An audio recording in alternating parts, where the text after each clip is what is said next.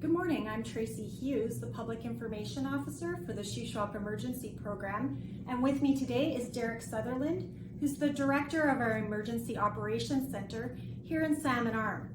We're currently focused on 3 separate fires. We have the fire at 2 Mile Creek near Sicamous. We have the fire that's affecting the Seymour Arm area, and we also have a fire at 3 Valley Lake.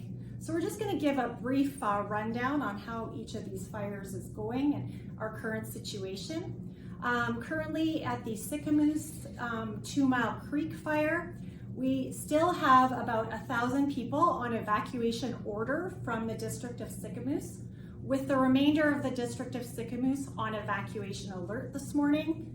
We also have people from Swansea Point who are on evacuation alert at this time.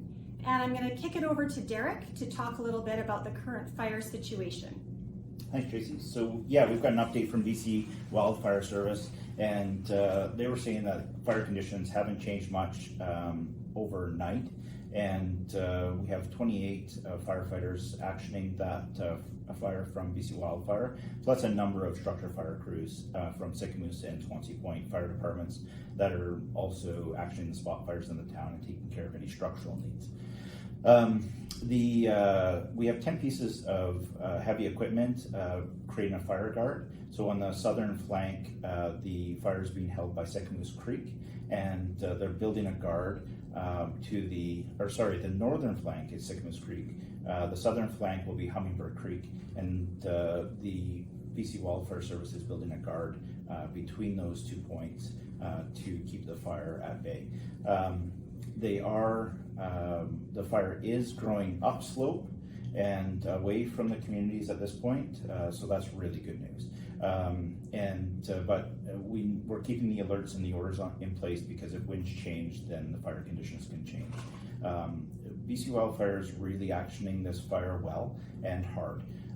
They have 3 helicopters bucketing onto the fire, so we're quite confident that BC Wildfire is going to be able to get a handle on this, and we're hopeful that the residents will be able to return home in short order, although the conditions will have to be made safe before we can make that determination. So. Absolutely, yeah. At this time, we know residents are anxious to try to get back into their homes, but we are assessing the situation multiple times daily. And once we have information that it's going to be safe for people to go back, we will be changing those orders. Derek, can you tell me about the size of the fire at all? So the fire is, I think, listed as 800 hectares. It may be more because that listing is a little bit dated at this point, but we're waiting for BC Wildfire to measure the fire later today, so we should have an update later today on that. Perfect. All right.